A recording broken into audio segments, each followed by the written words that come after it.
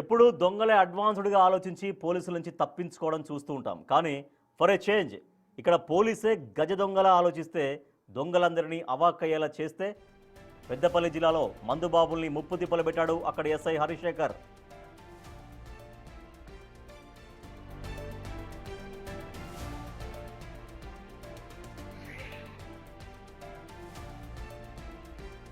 Drunk and డ్రైవుల నుంచి తప్పించుకునేందుకు Godavari ఖనిలో youth police మామూలు అనే ఓ వాట్సాప్ గ్రూప్ క్రియేట్ చేశారు.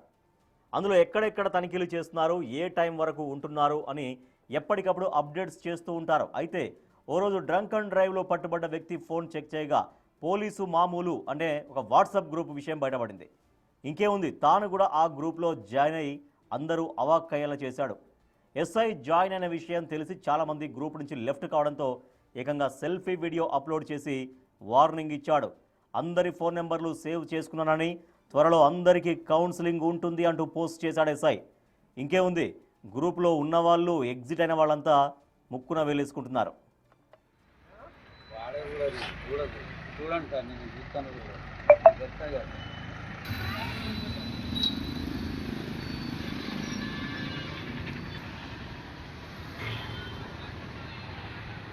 ఎనభై 90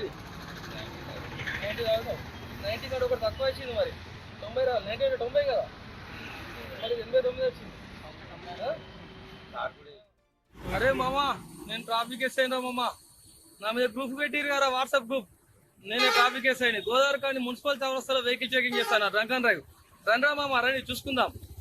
చాలా రోజులు అవుతుంది రా భయ్, నేను నా మీద మీరు గ్రూపులు పెట్టుకొని తిరుగుతున్నారు, తప్పించుకుంటారు అనే విషయం చాలా రోజుల నుంచి వెతుకుతాను, దొరుకుతలేదు. ఈ రోజు దొరికినా భయ్, రండ్రా భయ్. 1024 మెంబర్స్ ఉన్నారు గ్రూప్ లో, ఎవరిని వదిలిపెట్ట. అరే మామా, మామలు గ్రూప్ లో ఒక్కసారి నేను ఎంట్రీ కాగానే అందరు లెఫ్ట్ అయిపోతారు. మామూలు అట్లా వెళ్ళిపోకండి. మీ అందరు నెంబర్లు ఆల్రెడీ సేవ్ చేసుకున్నా, ఫొటోస్ అన్ని క్యాప్చర్ చేసుకొని పెట్టుకున్నా. అందరు ఉండండి, ఏం ఇబ్బంది లేదు. మీ అందరితో పాటు సపరేట్ అవేర్నెస్ ప్రోగ్రామ్ పెడతాను, ఎవరు భయపడకండి. రండి, ఫస్ట్ నేను చెప్తాను, టైం చెప్తాను, అందరు కలిసి రండి. అందరు కలిసి వచ్చినాక మీకు అవేర్నెస్ ప్రోగ్రామ్ పెడతా, ఓకేనా? ఆగమాగం కాకండి. ఆ గ్రూప్ అడ్మిన్ ఎవరో చేంజ్ అయిపోయింది, దెబ్బ గ్రూప్ అడ్మిన్ కూడా తీసేసుకున్నాడు. జాగ్రత్త, ఏం టెన్షన్ పడాల్సిన అవసరం లేదు. అందరు అందుబాటులో ఉండండి. ఇదే గ్రూప్ నుంచి వెళ్ళి అవేర్నెస్ ప్రోగ్రామ్ అరేంజ్ చేస్తాను, టెన్షన్ పడకండి.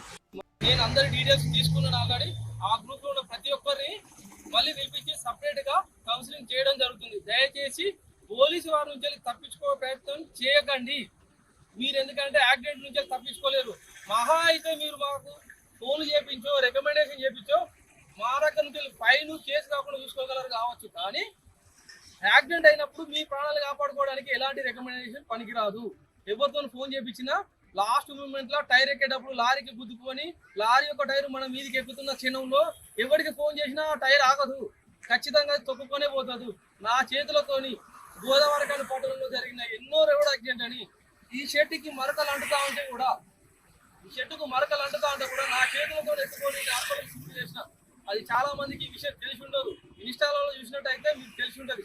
కొద్ది మంది మిత్రులకు దగ్గర వాళ్ళకి మాత్రమే తెలుసు. అది గుర్తుపెట్టుకోండి. ఒక ట్రాఫిక్ ఎస్ఐగా నేను మీకు ఫైన్ వేస్తున్నానని భావిస్తే అది మీ పొరపాటు.